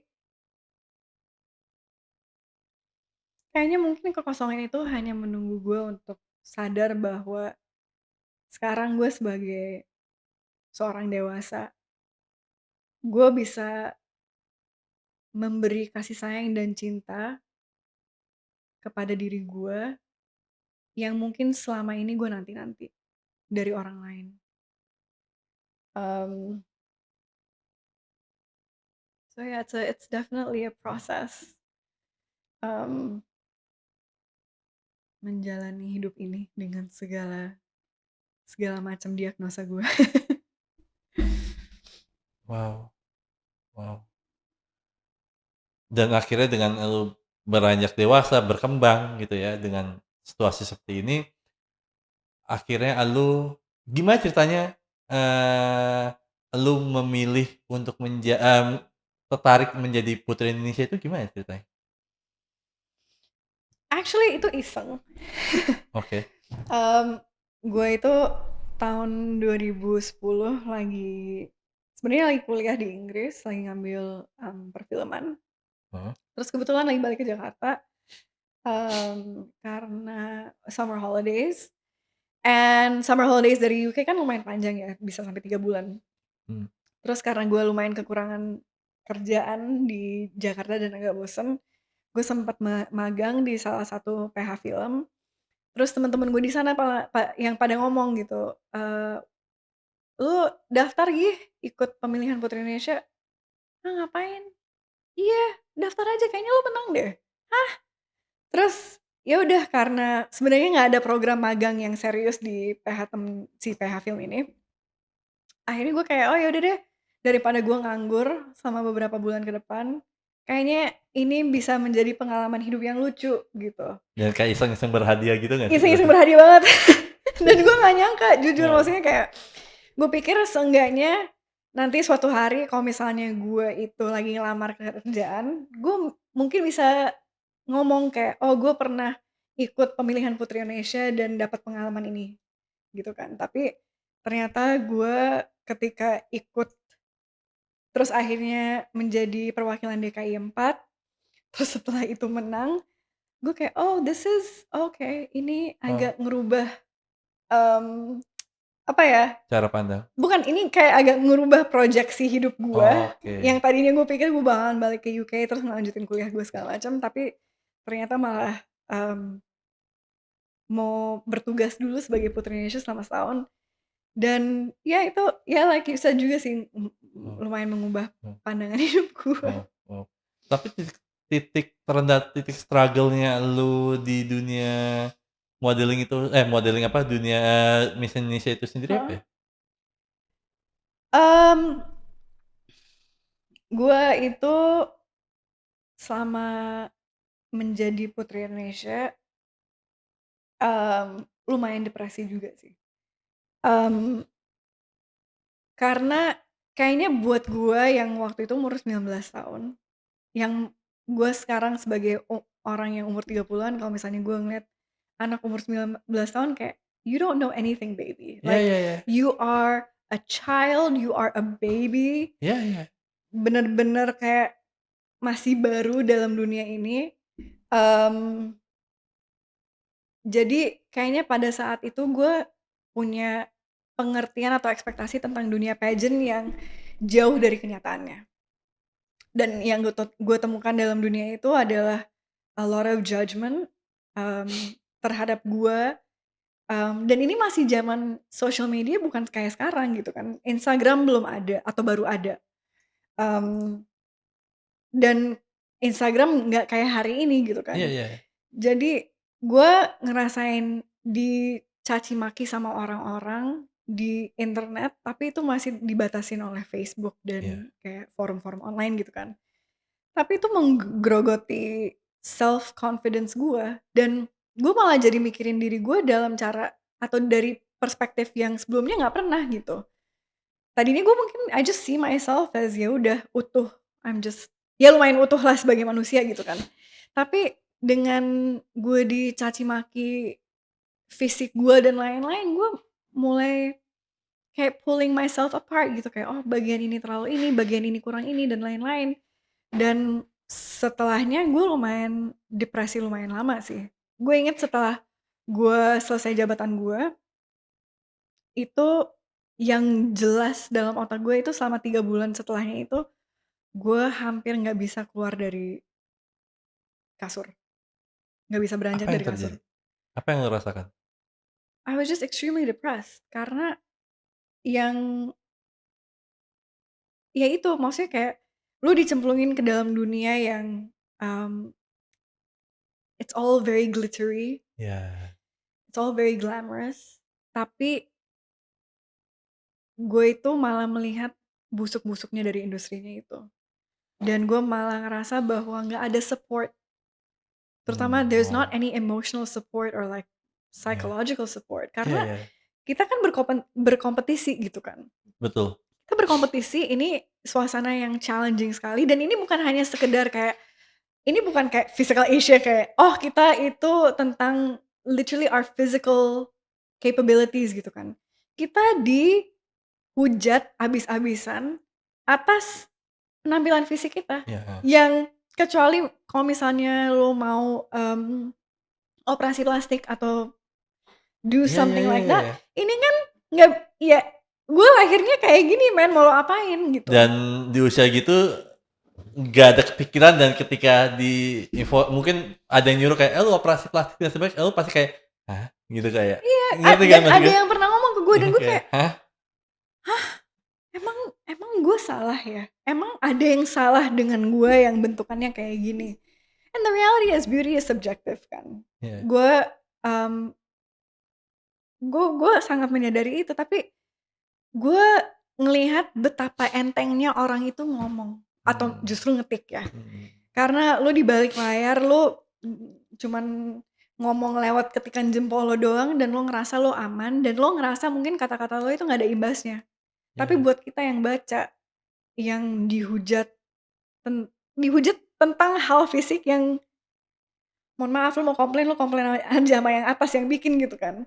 heeh, Mmm, it's it's so it's it's really messed up and oh, for a young girl, terutama di dunia ini yang emang dari kecil kayak emfasisnya harus selalu terhadap estetik dan fisiknya right, kita bener, kayak it's gue jadi mendevelop, body dysmorphia iya, heeh, yang di mana gue saat itu ketika gue ngelihat ke cermin, heeh, gue ngelihat kayak I just felt disgusting terhadap diri gue sendiri. Dan hanya setelah beberapa tahun kemudian ketika ada teman gue yang ngelihat video gue ketika lagi pageant di heeh, Miss Universe, dan dia komen kayak, "Lu kurus banget." Terus gue kayak, "Oh emang iya ya?" Ternyata iya. Tapi pada saat itu, pada momen sebelum gue jalan di Miss Universe itu, gue ngeliat ke cermin, gue kayak, "Anjing lu jelek banget sih. Kayak lu ngapain ada di sini? Di sekitaran lo cewek-cewek Latina yang udah pada operasi payudara, yang udah rhinoplasty, yang udah ini, ada yang katanya tulang rusuknya dicabutin heeh, biar pinggangnya lebih ramping, ramping, mhm, kayak, "Lo ngapain ada di sini? Mending lu pulang aja deh." And that was kayak gue ngerasa sangat-sangat kecil pada saat dan itu. di saat itu, lu malah menjadi yang beberapa hal yang gue lihat ada people pleaser lu muncul kembali bahkan lebih besar karena kan lu kepengen menyenangi banyak orang ya dengan Iya, your fisik, dengan iya, semuanya. Kedua adalah bahkan bahkan di saat itu gue juga ngerasain ketika lu ngomong kayak tadi bahwa lu mendowner diri lu ataupun intimidation diri lu sendiri dengan perkataan terhadap oh diri lu iya, sendiri. Eh? absolutely. Jadi kayak, Wow, mmm, karena kan kita kita menyerap apa yang orang lain ngomong ke kita gitu setuju. kan. Heeh. Jadi lama-lama gue itu abusive terhadap diri gue karena gue ya itu ngomong ke diri gue dengan cara yang kayak gitu. Kayak, "Ah lu ah, bego, tolol, jelek, udah deh." Jadi setelah itu, setelah gue selesai jabatan gue, I was so completely like dysfunctional. Iya, Karena gue ngerasa dan terutama karena kayaknya gue ya mungkin gue salah inget, tapi seinget gue pada zamannya gue, berangkat ke Miss Universe, it seemed like ada harapan yang besar gue bisa masuk ke 15 besar atau 10 besar gitu. Mmm, karena pada saat itu atau pada zaman itu pencapaian itu masih jarang buat Indonesia, buat Sash Indonesia gitu kan. Dan ketika gue gagal, maksudnya yes yang ujung-ujungnya tampil di situ kan gue, tapi kan itu butuh effort secara kolektif Ya. ya kan, dari Heeh. orang-orang yang kerja di belakang layar Heeh. untuk dari baju lah, dari wardrobe, dari ini Iya dan iya segala iya. macam, it's a whole collective thing. Right, Gue cuman bener. berada di ujung tip of the iceberg aja gitu. Mmm, dan gue ngerasa ketika gue nggak lolos ke stage berikutnya, ya udah nggak dianggap aja gitu. Wow, Dan gue ngerasa kayak, ya udah mungkin trauma masa kecil gue nggak tahu apakah timbul itu lagi. timbul lagi karena gue di-abandon Iya iya iya. ujung-ujungnya kayak, loh gue kira we were in this together, gue kira ini Ya, kita kerja kelompok, iya gue yang maju ke depan, gue yang tampil, tapi kan ini kerja kelompok, ini kan kerja ini usaha kita bersama. Ketika gue gagal, ya gue pikir kita juga gagal bersama, tapi gue tahu kok seandainya gue menang, pasti menangnya bersama, tapi gagalnya malah sendirian, iya iya. gitu. Dan setelah gue selesai gue kayak, ya udah gue bener-bener kayaknya 3 bulan gue nggak bisa ngapa-ngapain. Bahkan kayaknya di momen itu lu ngerasa bahwa lu dilihat sama orang-orang karena kan kecantikan itu kan yang orang-orang lihat adalah persepsi mereka, bukan persepsi personal secara orang peserta, right? Ya, Nah, akhirnya lu kalau gue lihat juga bahwa yang terjadi bahwa, kecantikan ini bukan lagi lu miliki, tetapi kecantikan ini standarnya standar orang lain, bahkan yang menyakitkannya adalah ketika elu menyadari bahwa emosi lu, keputusan lu, itu bukan milik lu sendiri, tetapi milik orang lain, right? Di ya, saat itu. ya kayaknya ada, mmm, ya mungkin campur aduk karena people pleasing dan lain-lain gitu kan, tapi gue ngerasa kayak how I look itu harus bisa menerima validasi dari orang lain. Bener, Dan salah satu dan even like, mmm, karena kita sebagai perempuan ya, satu hal yang harus juga dibahas adalah this objectification, ya, this sexualizing. ya, Dan gue ngerasa kayak, mmm, karena gue udah dilihat dari lensa tersebut, sangat-sangat susah untuk lepas dari itu. mhm, Dan gue malah ada masanya gue mungkin karena selama setahun gue dipaksa harus kayak selalu dandan, pakai extensions, iya, pakai heeh high heels, heeh, harus ini segala macam, harus terlihat sangat-sangat feminim sekali, tapi bukan berdasarkan kemauan gue. Setelah itu gue kayak langsung, banting setir, karena nyatanya gue emang agak tomboy kan, iya, dan, karena gue ngerasa itu harus dilupain mhm mhm, selama setahun itu. Sesudahnya gue banting setir banget dan kayak, enggak gue pengen setomboy mungkin karena itu yang membuat gue nyaman. Terutama sebagai perempuan yang udah di-objectify iya, oleh media, itu bentuk ya semacam kayak mungkin rebellion gue gitu. bener, Dan sebagai perempuan, ini proses yang akhirnya jadi lama untuk gue kefeminiman gue berdasarkan sudut pandang orang lain, berdasarkan kemauan gue gitu, mmm, kayak gue nggak mau gue nggak mau lagi perform. Sekarang di gue yang sekarang ini, heeh, gue nggak mau lagi perform untuk orang lain. Kayak kefeminiman gue atau cara gue dandan, gue nggak mau melakukan itu untuk orang lain, tapi gue mau melakukan itu untuk diri gue sendiri. Apa yang membuat gue nyaman gitu kan.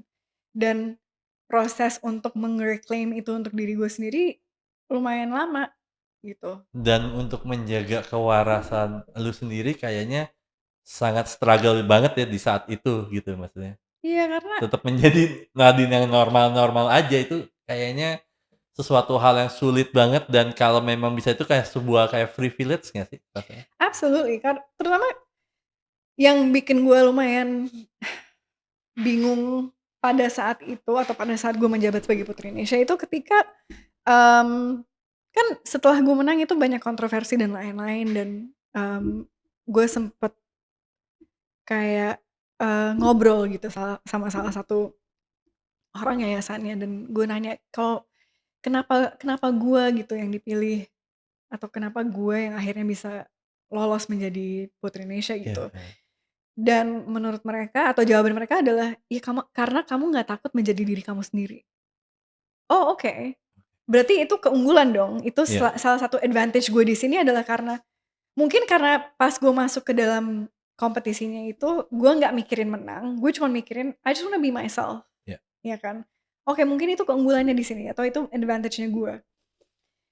Tapi justru yang gue rasain setelah setelah gue menang dan katanya, "It's because I'm not afraid to be myself." Mhm. Yang gue rasain adalah justru hal-hal yang membuat gue diri gue atau yang membuat gue berbeda dengan orang lain, itu justru hal-hal yang mau diilangin dan it kayak gue jadi kayak identity crisis gitu. Terus ada orang yang bagian dari yayasannya juga itu, ya suatu hari gue nyamperin dia dan gue komplain gitu kan, "Ini gimana sih? Tapi kan gue nggak begini orangnya, gue kan gini ini ini." Terus jawaban yang gue terima adalah, "Ya Nadine, kan kamu pada dasarnya tahu acting kan? Kamu pernah main di sinetron dan lain-lain. Ya sekarang kamu bayangin aja kamu lagi acting sebagai Nadine Alexandra." Dan itu kayak gue orangnya lumayan lumayan overthinking gitu kan dan suka menganalisa gitu. Jadi gue kayak gue dikasih tahu kayak gitu, gue jadi kayak, "Hah? Gimana? Lu nyuruh gue acting sebagai diri gue sendiri?" Tapi Nadine Alexandra itu kan bukan karakter. Iya, Nadine Alexandra adalah gue. Ketika gue iya, acting di satu film atau di satu series, itu jelas punya nama yang berbeda iya, dan gue memerankan karakter itu. iya. Sekarang lu meminta gue untuk berpura-pura jadi diri gue, itu kayak itu lumayan bikin gue Depresi. stres, iya, bikin gue Dan depresi. ketika mereka maunya jadi diri lu apa adanya, tapi ketika lu apa ya namanya, menunjukkan itu ke mereka, tapi mereka tidak menerimanya. Malah mereka kepengennya jadi Nadine Alexandra yang di kepala mereka Iya, itu sendiri. Dan iya, itu kayaknya kayaknya beberapa kali gue punya teman model gitu ya, teman-teman yang datang ke sini model ataupun Miss Indonesia juga, mereka juga mengalami part of itu juga sih mmm, yang mereka rasakan juga sih dan wow, perjalanan hidup lu gila banget sih. Yang bener-bener gue nggak nyangka sih maksudnya. kayaknya gue nggak mau gue sangat berhati-hati juga Mmm, tentang semua cerita ini karena gue tahu tetap gue berada di posisi yang sangat privileged gitu. Meskipun yes, apa yang gue alamin itu relatif, I mean iya iya, heeh, difficulty is heeh relative kan, heeh maksudnya heeh kayak heeh heeh relatif buat gue itu heeh heeh lumayan menjadi heeh lore gue heeh atau, mmm, heeh, ya cerita gue, iya, tapi gue tetap bisa mengakui bahwa I've been extremely privileged right, in a lot of bener. my experiences. Wow, Mmm, meskipun masa kecil gue dengan orang tua gue itu sangat sangat berat mmm, secara emosional dan, psychologically buat gue itu, mmm, tetep dapat kesempatan untuk pergi ke sekolah mmm, yang bagus-bagus gitu, and so I got an extremely good education. Dan education itu yang membantu gue untuk akhirnya bisa mengambil langkah untuk, "Oke, I'm gonna go to therapy. mmm, I'm gonna do these things." So wow, it's like gue berusaha untuk tidak melihat hidup gue hanya dari sisi atau pengalaman-pengalaman negatifnya aja sih. wow. Mungkin kalau gue boleh nanya seperti ini, ketika dengan kesibukan lu seperti itu di Miss Indonesia ataupun di aktris gitu ya, kalau lu masuk kamar tanpa ada kamera, tanpa ada makeup, hal apa yang lu, menurut lu yang paling menyakitkan buat diri lu sendiri apa ya? Yang paling Ketika apa? yang gini, ketika lu tanpa kamera, di kamar sendiri tanpa kamera, tanpa makeup, berarti itu menjadi diri lu sendiri. Tapi Mmm, di saat itu, tapi hal apa sih yang bener-bener menyakitkan diri lu sendiri yang menurut lu yang paling menyakitkan diri lu sendiri itu apa sih? Ketika semua sorotan itu hilang dalam satu momen ya, misalnya lu pulang ke rumah atau gimana? yang paling menyakitkan? Heeh. Maksudnya sorry, aku kayaknya kurang Oke paham oke oke oke. pertanyaannya. Jadi gini, ketika lu kan menjadi aktor dan menjadi Miss Indonesia, right?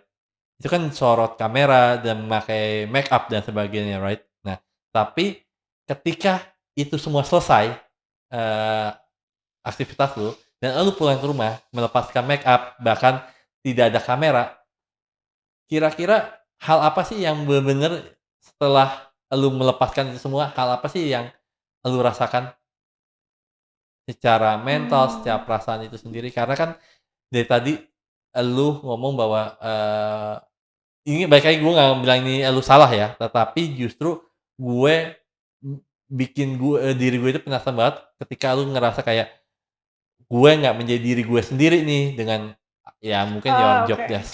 Oke. Kayaknya oke, jadi yang gue tangkap adalah ketika Iya semuanya udah redup iya, heeh, dan gue berada dengan diri gue sendiri, iya, dengan heeh semua heeh hal yang udah gue pernah alamin, heeh, yang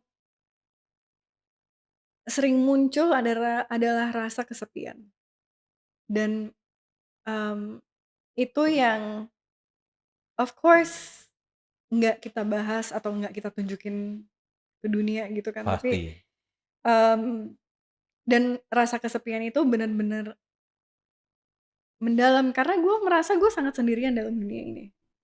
Dengan gue memilih untuk cerai dan untuk kesehatan mental gue sangat meminimalisir hubungan gue dengan orang tua gue. Gue sering ngerasa kayak, ini kalau ada apa-apa ya gue doang nih yang harus ngejalanin dan tanggung gitu. Mmm,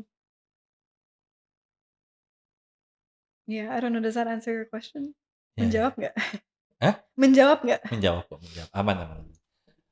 Mungkin, beberapa last question adalah, perjalanan atau cara lu mengenal Tuhan itu sendiri gimana ya? Dan kapan Oh. akhirnya Tuhan berhasil menemukan lu dan memeluk lu dengan erat, dengan hangat? Oh, I love this question. Dari as long as I can remember dari gue kecil, gue itu, mmm, selalu mencari. Gue ada perasaan selalu mencari Tuhan atau selalu mencari, mmm, kayak iya gimana caranya gue bisa punya hubungan Ya, gitu sama Tuhan, atau gue ngerasa kayak kayak dari gue kecil banget gue ada kesadaran dalam diri gue bahwa kayak, ini nggak segalanya loh, apa yang kita lihat, apa yang kita bisa sentuh itu nggak segalanya, there's iya, heeh, something bigger in this world. Mmm, right, dan gue selalu kayak berusaha untuk mengikuti perasaan itu yang mungkin awalnya cuman kayak suara kecil dalam hati gue, tapi gue berusaha mengikuti itu gitu kan. Terus setelah, gue umur 20 tahun, gue mulai mendalami lagi pencarian gue, gue mulai belajar tentang, esotericism, ya, mmm, dan hal-hal yang lebih spiritual, and at the time gue lagi berada dalam satu hubungan, mmm, yang sangat-sangat toxic sekali. Dan pasangan gue saat itu, was extremely mentally, emotionally, physically, verbally abusive terhadap gue, mmm, dan gue itu, suatu hari menemukan diri gue setelah ada kejadian yang sangat-sangat besar dan sangat-sangat menakutkan. Gue kayak ngerasa gue bener-bener di ujung jalan atau di ujung tanduk gue. Gue udah nggak tahu mau mau minta bantuan sama siapa lagi. Teman-teman gue juga udah pada bingung juga kan, maksudnya kayak, "Iya kalau misalnya lo diperlakukan seperti ini, why don't you just leave?" ya, Mmm, tapi dan temen gue juga nggak maksudnya keputusan itu harus datang dari diri gue sendiri, iya, ya bener. kan? Nggak bisa diambil oleh orang lain, dan suatu hari gue bener-bener kayak udah putus asa, udah nggak tahu mau minta tolong sama siapa lagi, mmm, terus tiba-tiba gue memutuskan untuk pertama kalinya dalam hidup gue memutuskan untuk meditasi. Mmm, and sebelumnya itu gue pernah baca kayak, oh kalau misalnya meditasi, alangkah baiknya kita punya satu pertanyaan yang kita ulang-ulang terus dan nantinya jawaban itu akan datang dengan sendirinya. Gue juga belajar mindfulness juga deh, belajar Iya, meditation gitu. kayak gitu kan. Terus, tanpa bekal apa, yang lain-lain selain informasi itu, gue duduk, gue tutup mata, dan gue bermeditasi. Dan gue menanya, "Why me?" kayak kenapa, why is this happening to me, kenapa gue sedang berada di dalam relationship yang toxic, yang abusive, yang kayak gini, kayak kenapa harus gue. Dan ditambah kenapa Tuhan mengizinkan elu hadir di situasi itu. Iya, jadi gue kayak gue cuma berulang kali kayak nanya why me, why me. Nggak secara verbal gitu kan. Sambil meditasi, and seolah-olah kayak ada gong yang dipukul dari kayak base of my spine. Tiba-tiba kayak apa ya? Gue kayak agak susah Iya ngejelasinnya, iya iya, tapi I it was know I like know. there was this energy yang tiba-tiba kayak Iya iya. rising dari bottom of my spine, terus tiba-tiba kayak suaranya kayak pecah di kepala gue. Karena gue bertanya berulang kali, why me, why me, why me? Tiba-tiba ada jawaban, because it had to. Dan tiba-tiba gue merasa bahwa itu kayak bener-bener gue jadi bisa melihat semuanya dengan sangat-sangat jelas. Semuanya harus terjadi seperti ini agar gue sampai di titik ini. Agar gue sampai di titik di mana gue udah nggak tahu mau minta tolong sama siapa lagi kecuali sama Yang Maha Kuasa. Ya. Dan dari situ mulailah perjalanan spiritual gue sebenarnya. Gue jadi bisa melihat bahwa semuanya dalam dunia ini, dalam hidup ini sudah in a way direncanakan. Yes, kita tetap punya free will. Di setiap momen kita punya pilihan. Tapi pada dasarnya sebagai jiwa kita datang ke dunia ini untuk belajar hal-hal yang sangat-sangat spesifik Right, untuk diri kita. Dan cepat atau lambat kita akan ketemu dengan pelajaran-pelajaran itu. bener. Dan gue ngerasa kayak itu buat gue setelah gue ceritain tentang apa yang gue alamin di masa kecil gue. Mmm, Tadi gue sempat ngomongin kayak mhm, mau memutuskan rantai generational heeh, trauma. heeh, Gue merasa kayak hubungan abusive yang gue alamin itu langkah pertamanya gue untuk memutus rantai tersebut. Dan it had to happen. Entah kenapa gue adalah ini adalah perjalanan jiwa gue iya, untuk belajar tentang hal-hal tersebut dan bisa merubah atau to grow from it gitu kan. Um, dan ya sejak itu gue lumayan mem- mendalami meditasi sampai beberapa tahun terakhir. Dan sejak gue cerai, gue malah jarang meditasi karena kayaknya gue sedang belajar untuk hidup yang seimbang. Kayak terlalu ke kiri heeh. itu salah, Terlalu ke terlalu langit jauh. banget nanti, apa ya, di dunia ini nggak keurus, terlalu ke duniawi, Iya, kita pun jadi stres ataupun jadi kayak, "Kok ini kenapa gini? Oh gini, kenapa ini terjadi dalam hidup gue? Kenapa begini, kenapa orang begini sama gue?" semrawut gitu kan. Iya, ya, semeraut, you're right, bener. Nah, tapi ya memang harus balance-nya, Iya. kayaknya balance itu paling sulit ya kayaknya ya. Justru iya, maksudnya kayak kehilangan diri in one way or the other, mau Iya, terlalu jauh ke sana atau terlalu jauh kemari, kayak it's easy, tapi kayak yang lu bilang tadi, how do you find that balance between duniawi dan right. hal yang spiritual gitu. Jadi Mhm, kayaknya sempet bertahun-tahun gue terlalu jauh ke spiritualnya sampai mhm. kayaknya gue nggak napak gitu di bumi Iya iya ini. iya, dan I know I know. Gue dan soalnya kadang-kadang gue di TikTok sekarang masih suka kayak gitu kok gitu maksudnya. Jadi kadang-kadang oke oke oke oke oke. iya, jadi kayak yang gue berusaha sekarang adalah kayak the reality is gue udah nggak bisa balik ke gue yang sebelumnya gitu kan. Maksudnya Mhm, kayak sehari-hari gue gue bisa meyakini gue masih memiliki hubungan my own personal relationship dengan Sang Pencipta. mhm. And of course, each and every one of us punya hubungan itu kan. Tapi um, gue it's a living thing within me yang gue bisa rasakan setiap hari. Dan meskipun mungkin sekarang gue nggak meditasi atau berdoa seperti sebelumnya, it's it's in everything that I do. Kayak gue berusaha kayak um, ya apapun keputusan dalam hidup gue, kayak gue selalu apa ya, kayak Iya gue iya. respect perasaan Iya. atau hubungan itu dalam hidup Mhm gue. mhm Dan mhm mhm. kayaknya pembelajaran gue justru dalam beberapa tahun terakhir adalah untuk gue mengambil keputusan yang menurut gue adalah keputusan terbaik dan gue akan menanggung any Benar, responsibilities-nya. heeh. Jadi kayak kan kalau ada this terminology of like spiritual bypassing gitu kan. Iya Jadi iya iya. kayak Si Marshanda pernah datang ke sini ngomong hal itu juga, oh ya? spiritual bypassing ya, heeh. Yeah, so yeah, as you would know kan maksudnya kayak Iya iya.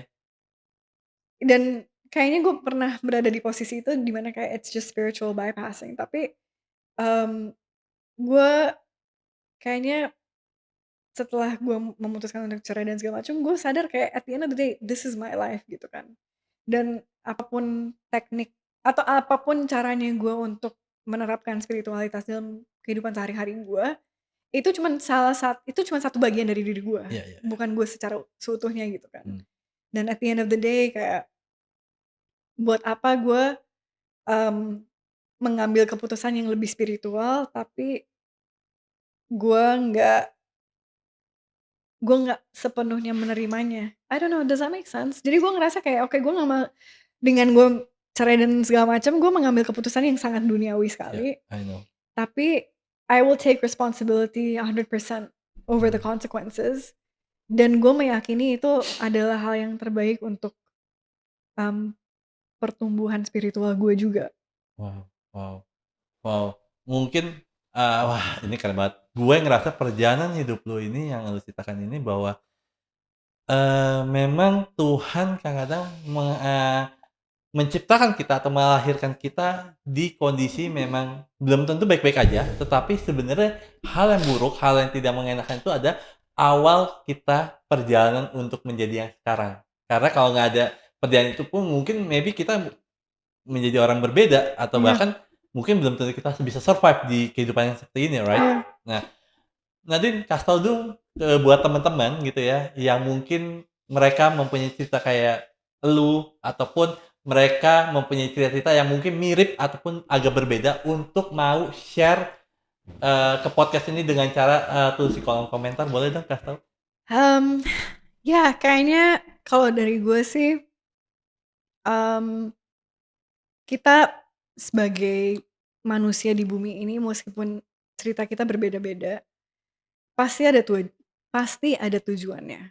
Kalau gue sendiri sih ngerasa setelah semua perjalanan gue sekarang bisa ngelihat ke belakang dan ngerasa kayak ada purpose-nya gitu. Iya, Ada alasannya kenapa gue misalnya tumbuh dalam keluarga yang atau gue besar dalam keluarga seperti itu dan gue mengalami hal-hal tersebut.